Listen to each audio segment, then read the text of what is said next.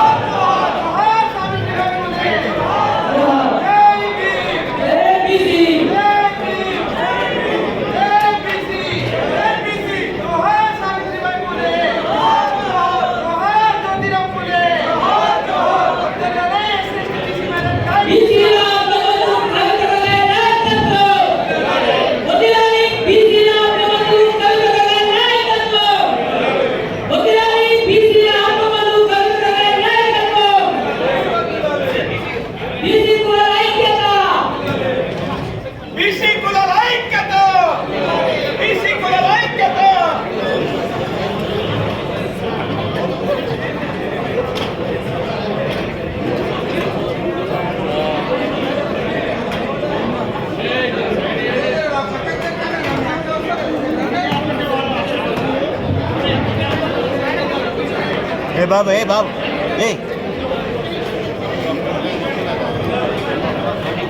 పక్కా బో పక్కా పో తీపో అటు పక్కా పో పక్కా పో ప్రెస్ లేదు మీడియా లేదు నీకు కార్డు లేదు ఏం లేదు వచ్చాక వేసుకొని చెప్పుకొని పోతారంట కప్పుకొని పోతారంట వాళ్ళ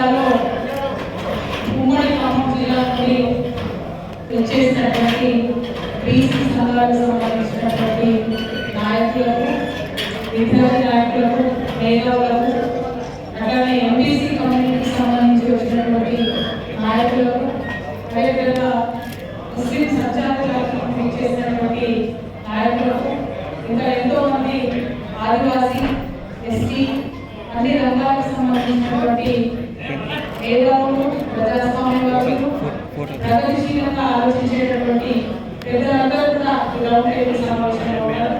వారందరికీ కూడా తెలంగాణ జాగృతి తరఫున పేరు పేరున హృదయపూర్వకంగా స్వాగతం, సుస్వాగతం తెలియజేస్తున్నారు. తెలంగాణ జాగృతి జిల్లా అధ్యక్షులు సుందర్ గారు, ఖమ్మం జిల్లాని, కొత్తగూడెంకి పవన్ నాయక్ గారు ఉన్నారు. వారు కోఆర్డినేషన్, అట్లానే రాష్ట్రం నుంచి కూడా జాగృతి నాయకుల కోఆర్డినేషన్, అట్లానే గొల్లా శివశంకర్ గారి ఆధ్వర్యంలో మన ముదిరాజు గారు, మన యాదగిరి ముదిరాజు గారు, అట్లానే రాజమల్ల బాలకృష్ణ గారు, అట్లానే పెద్దలు ఎంబీసీ నరహరి గారు, తమ్ముడు కుమారి నరేష్ గారు, సాల్వాచార్య గారు, అట్లానే కుమారస్వామి గారు, రజక ఉండేరా మన హర్యానా, అట్లానే గోవర్ధన్ యాదవ్ గారు, తమ్ముడు దత్తు, ఇట్లా అనేక మంది రాష్ట్ర స్థాయి నాయకులందరూ కూడా, ప్రవీణ్ మంజర్ గారు, ప్రవీణ్ ఆర్యకట్ట నాయకులు, మంజరి నాయకులు, ఆర్యకట్ట నాయకులు, అట్లానే తమ్ముడు అశోక్ గారు, లింగం హుసేన్ గారు, వీళ్ళందరూ కూడా రాష్ట్ర స్థాయి నుంచి ఇంకా అనేక మంది హైదరాబాద్ పర్టికులర్గా చూస్తున్నారు. సభ్య సంఘానికి సంబంధించినటువంటి విజయేంద్ర సాగర్ గారు, అట్లానే నిమ్మల వీరన్న గారు, అట్లానే మా అన్న గోపు సదానంద గారు, పాత నాయకులు హుసేన్ గారు, ప్రవీణ్ గారు, చెప్పిన రామ్ గారు, అట్లానే శ్రవణ్ గారు, కిరణ్ గారు, బీఆర్ఎస్ పార్టీకి సంబంధించినటువంటి నాయకులు వచ్చారు. మా అన్న పెద్దన్న ఆర్జేసి కృష్ణ గారు, ఖమ్మం జిల్లాకు సంబంధించి, అట్లానే అమాలి శ్రీనివాస్ గారు, అట్లానే మా అన్న ఈ జిల్లాకు సంబంధించి ఎంపీ పెద్దన్న ముదిరాజు రవిచంద్ర గారు, మాజీ అసెంబ్లీ గారు, గౌరవనీయులు సోలేమణి ఐపీఎస్ నాయక్ గారు, వీరందరూ కూడా మరి మీకందరూ కూడా సుపరిచితమైనటువంటి వారు. అట్లానే ఉమ్మడి ఖమ్మం, కొత్తగూడెం, మొత్తం 2 జిల్లాలకు సంబంధించి వివిధ కుల సంఘాలకు సంబంధించినటువంటి నాయకులందరూ కూడా వచ్చిన వారందరి పేర్లు నేను మీరు మాట్లాడేటప్పుడు ఇస్తాను, మీరు మాట్లాడే అవకాశం ఉంది. అట్లానే సోదరి సతీనా కూడా ముందు నుండి వాసిస్తున్నటువంటి నాకు సుపరిచితమైనటువంటి వ్యక్తి కాబట్టి అమ్మాయి పేరు చెప్తా ఉన్నాను. ఇవాళ మీ అందరికీ తెలిసింది చాలా ముఖ్యమైనటువంటి, చాలా కీలకమైనటువంటి దశలో మనం ఖమ్మంలో సమావేశం నిర్వహించుకుంటాము. కీలకమైనటువంటి దశ ఎందుకు అంటే ఈ రాష్ట్రాల్లో, 2 తెలుగు రాష్ట్రాల్లో, భారతదేశ వ్యాప్తంగా అనేక మంది బీసీలకు సంబంధించి న్యాయం జరగాలని చెప్పి పోరాటం చేసుకోవాల్సిన విషయం మీకు తెలిసింది. పెద్దల కాశీరామ్ గారి దగ్గర నుంచి మొదలు పెట్టుకుంటే, అంతకుముందు అంబేద్కర్ గారి దగ్గర నుంచి మొదలు పెట్టుకుంటే కంటిన్యూస్ ప్రాసెస్ గా జరుగుతూ వస్తుంది. కానీ సరైనటువంటి వాటా విద్యా, ఉద్యోగ, రాజకీయాలలో రాలేదనేటటువంటి మాత్రం చారిత్రక సత్యం. మనం ఎన్నో మార్లు అనుకున్నాం, భారతదేశం సాధించినటువంటి ప్రగతిలో ఒకవేళ బీసీలకు ఎట్లాంటి ఎస్సీ ఎస్టీలకు కాన్స్టిట్యూషన్ లో ఒక భద్రత ఇచ్చి రాజకీయ పరంగా, విద్యాపరంగా, ఉద్యోగపరంగా రిజర్వేషన్ ఇచ్చారో, ఆనాడే బీసీలకు సంబంధించి కూడా రాజ్యాంగ రక్షణ ఉన్నట్టయితే భారతదేశం అమెరికా మించిపోయిందే అభివృద్ధి అనేటువంటి ఆలోచన కూడా చాలా మంది చెప్పడం జరిగింది. ఎందుకు ఈ మాట చెప్తామంటే, ఎక్కువ పని చేస్తే ఎక్కువ మంది సమాజంలో వర్క్ ఫోర్స్ లో జాయిన్ అయితే, పొలిటికల్ కావచ్చు, ఎడ్యుకేషన్ కావచ్చు, బిజినెస్ కావచ్చు, ఎంత ఎక్కువ మంది జాయిన్ అయితే అంత ఎక్కువ డెవలప్మెంట్ వచ్చేటటువంటి ఆస్కారం ఉంటుంది. అందుకే ఇవాళ చాలా మందిని అవకాశాలు బాధ మొత్తం వీడియో కంటెంట్ ఇదే ఎక్కువ ఉంది. మరి ఈ విషయాలన్నీ తెలుసు. దీని కారణంలో తెలంగాణ రాష్ట్రం ఏర్పడిన తర్వాత మనం జనాభా చేసుకొని, ఆ జనాభా ఆధారం చేసుకొని డబ్బులను, నిధులను ప్రాపర్ మనం మళ్లించుకోవడం జరిగింది. ఎందుకంటే తెలంగాణ ఉద్యమం జరిగింది, నీళ్లు, నిధులు, నియామకాలు, నిధుల్లో మనం పెంచుకుంటూ పోయాం. మళ్ళీ ఒక అవసరం వల్ల చారిత్రక అవసరం క్షమించాలి. రామూర్తి గారు, వెంకటరమణ గారు, వారికి కూడా ధన్యవాదాలు.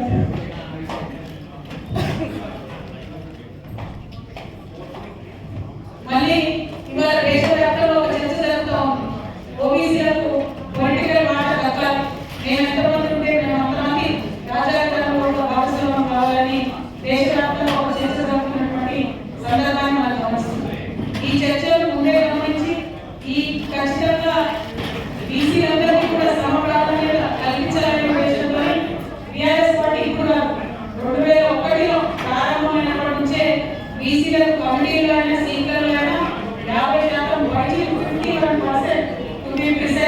సీట్లు ఇచ్చుకుంటూ వస్తున్నారు, కమిటీలలో పోటీ చేసే సీట్లలో.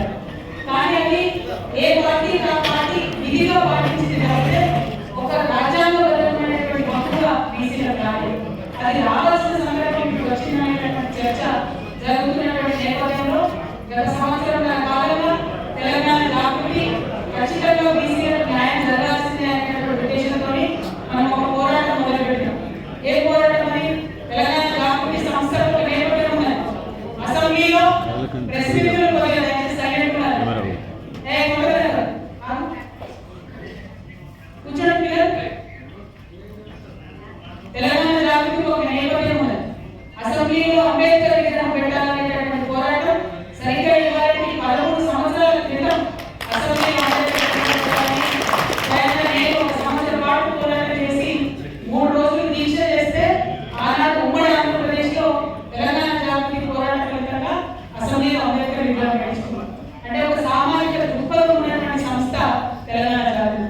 అట్లానే ఆ తర్వాత తెలంగాణ సంస్కృతిని గౌరవించాలనేటువంటి నేపథ్యాన్ని ముందుకు తీసుకొచ్చి బతుకమ్మకు బోనాలకు రాష్ట్ర పండుగ హోదా ఇవ్వాలని ఉమ్మడి రాష్ట్రంలోనే కొట్లాడి ఉమ్మడి రాష్ట్రంలో బతుకమ్మకు రాష్ట్ర పండుగ హోదా సాధించినటువంటి సంస్థ తెలంగాణ జాగృతి సంస్థ.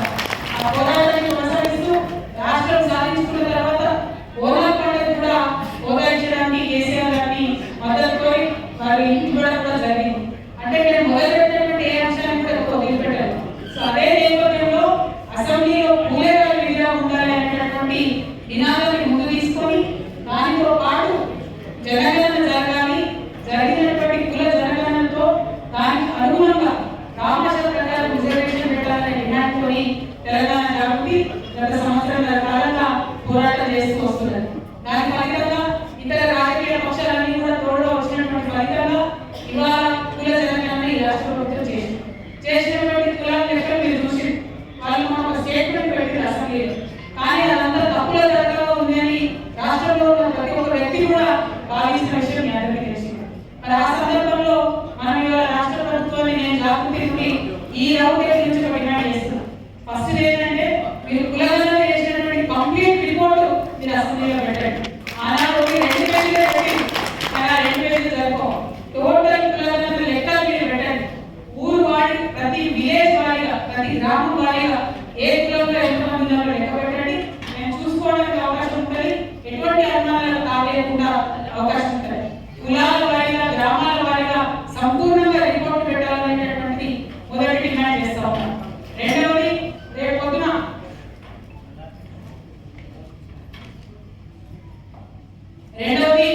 డెడికేటెడ్ కమిషన్ వేస్తేనే డెడికేటెడ్ కమిషన్ లెక్కలు పెడితేనే దాని ద్వారానే విద్యా ఉద్యోగ రాజకీయ అవకాశాలు వస్తాయనేటటువంటి రిపీటెడ్ గా సుప్రీం కోర్టు చెప్పడం జరిగింది బీసీ అంశంలో. కానీ రాష్ట్ర ప్రభుత్వం దానికి పర్వాలేకుండా రెగ్యులర్ బీసీ కమిషన్ ఏదైతే ఉంటుందో వాళ్ళని లెక్కలు పెట్టడం జరిగింది. మళ్ళా ఒక పోరాటం చేస్తే డెడికేటెడ్ బీసీ కమిషన్ వేసింది. కానీ ఆ డెడికేటెడ్ బీసీ కమిషన్ రిపోర్ట్ కూడా ఇంతవరకు ప్రభుత్వం బయట పెట్టలేదు. డెడికేటెడ్ బీసీ కమిషన్ రిపోర్టు ప్రభుత్వానికి ఇచ్చామని చెప్తున్నారు. సో రెండవ డిమాండ్ ఏం చేస్తా ఉన్నామంటే డెడికేటెడ్ బీసీ కమిషన్ రిపోర్ట్ కూడా మీరు పబ్లిక్ లో పెట్టండి. పెడితే ఆ డెడికేటెడ్ బీసీ కమిషన్ ఏ స్టడీ చేసింది, ఏ కులాల వారికి ఎన్ని జెడ్పీటీసీలు ఉన్నాయి, ఎన్ని ఎంపీటీసీలు ఉన్నాయి, ఎన్ని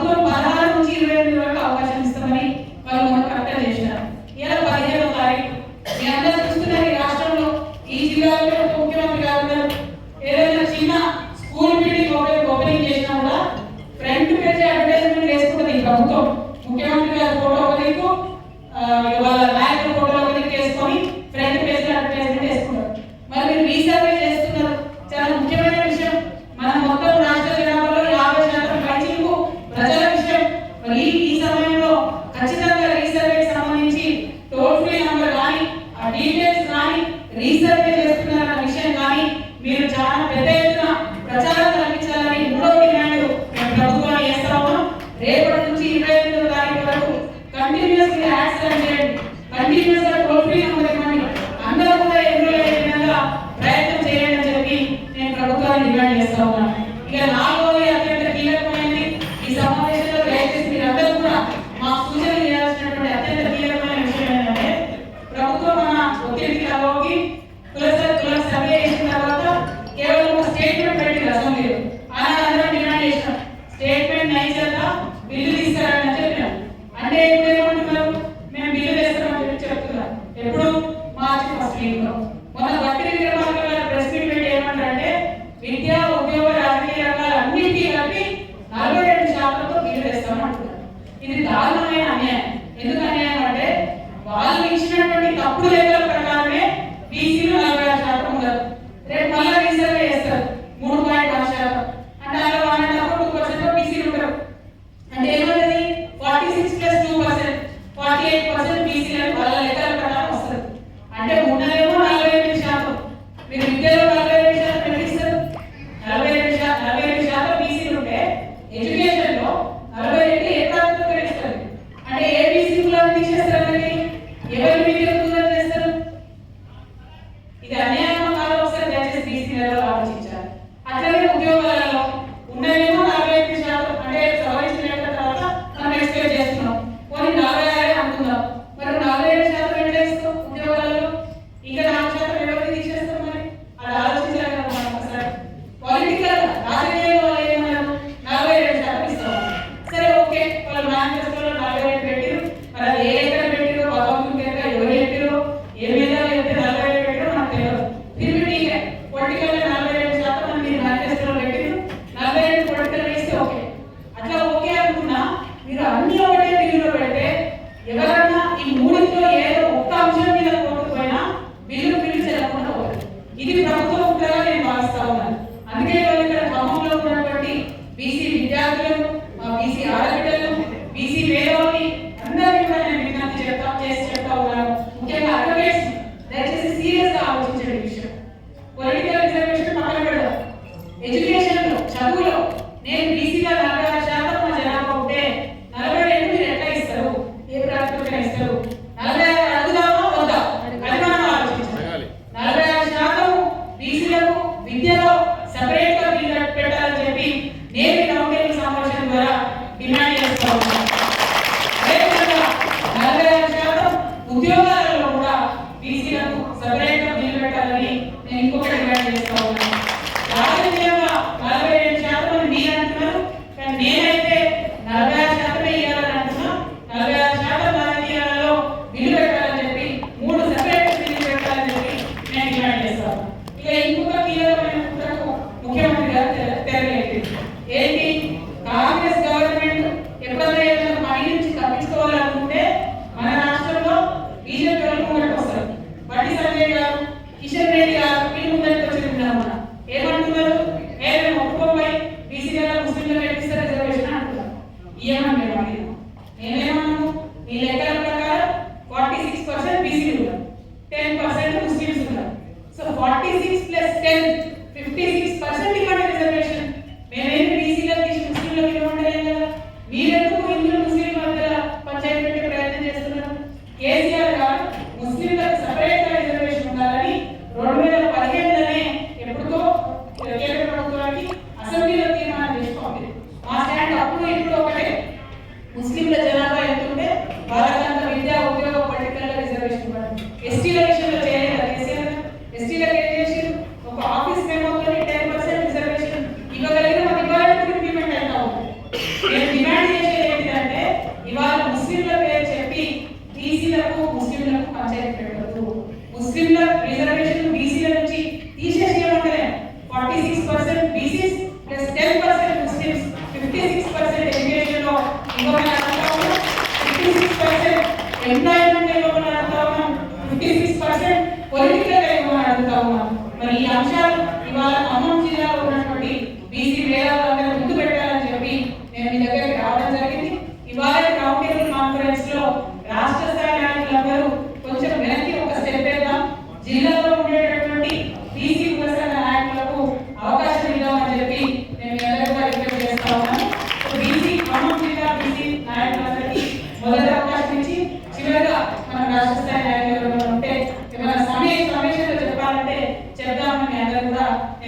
తెలియజేస్తా ఉన్నాను. మరి ముందుగా ఈ సమావేశంలో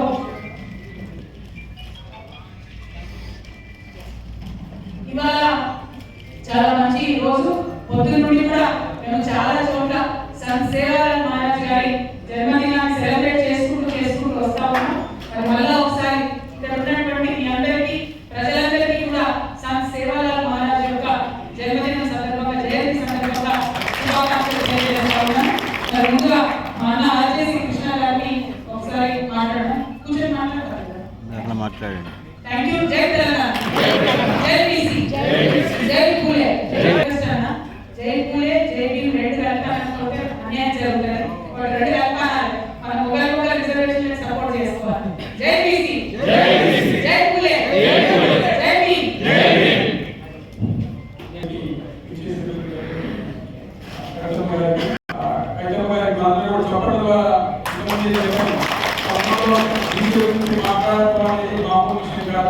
ఎలాంటి సమయంలో ఒక రౌండ్ టేబుల్ సమావేశం పెట్టమనేది నిజంగా ఇది ఒక చరిత్రగా మనం ఖచ్చితంగా చెప్పుకోవచ్చు. ఇక్కడ మనందరూ కూడా చప్పట్లతోటి అక్షరధ్వానం తెలియజేసిందిగా కోరుతున్నాం. ఎందుకంటే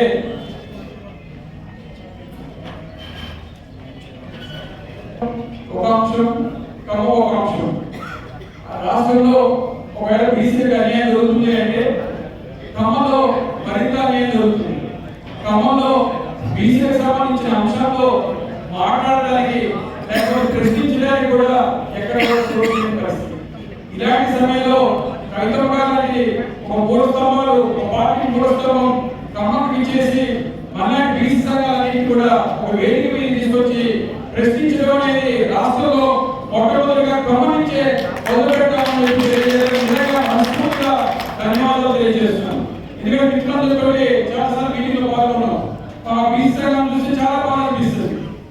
వాళ్ళందరూ కూడా చాలా మేలు. నిజంగా ఒక్కొక్క కులం గురించి మాట్లాడాలంటే ఎంత అన్యాయం జరుగుతుందో చెప్తారు.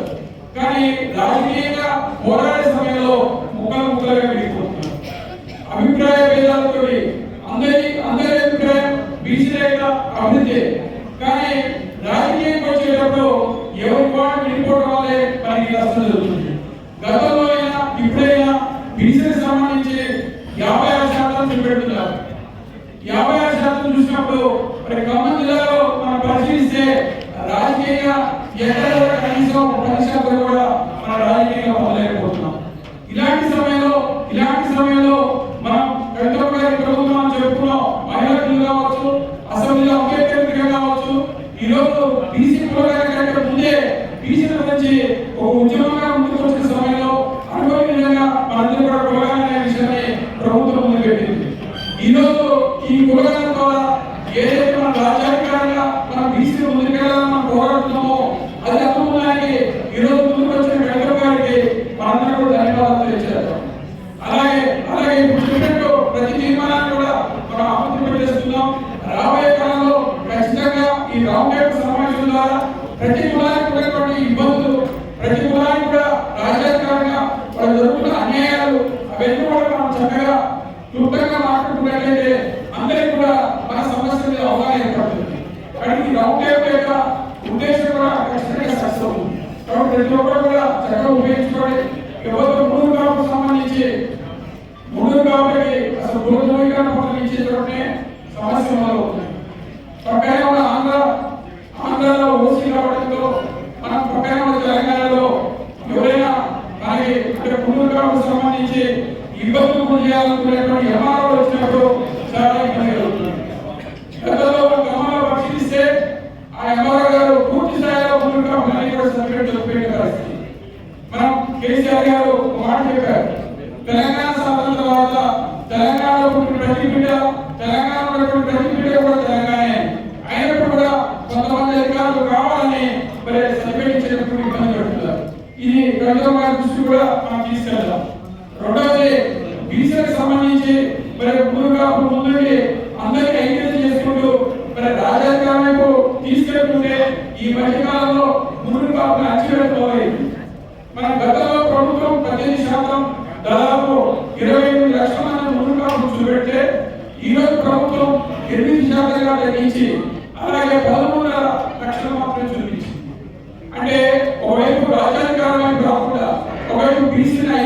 ముందుకు తీసుకెళ్లకుండా రెండో వైపు రాజ్యాధికారం ఈరోజు పెద్దలందరూ కూడా సమిష్టిగా కృషి చేస్తే ఖచ్చితంగా మనం రేపు అసెంబ్లీలో మరి చెప్పారు పెద్దలందరూ కూడా దానికి నిలబడతారని చెప్పి అసెంబ్లీలో ప్రతిపాదన చేసుకొని మనం అలాగే పార్లమెంట్ పరిధిలో తీసుకెళ్లి మరి రాజ్యాంగ పరిధిలో రిజర్వేషన్ వస్తే ముందుంటారు వీళ్ళ ఐక్యతని మరి తగ్గించాలనే ఉద్దేశంతో ఈరోజు చాలా దారుణంగా 28 లక్షల మంది ఉన్నటువంటి మునుగు కాపుల్ని 13 లక్షలుగా తగ్గించారు. కాబట్టి దీని మీద మునుగు కాపులందరూ కూడా ఆందోళనతో ఉన్నారు. మళ్ళీ కులగణన పేరుతో కొంత ఆందోళన తగ్గించగలిగారు.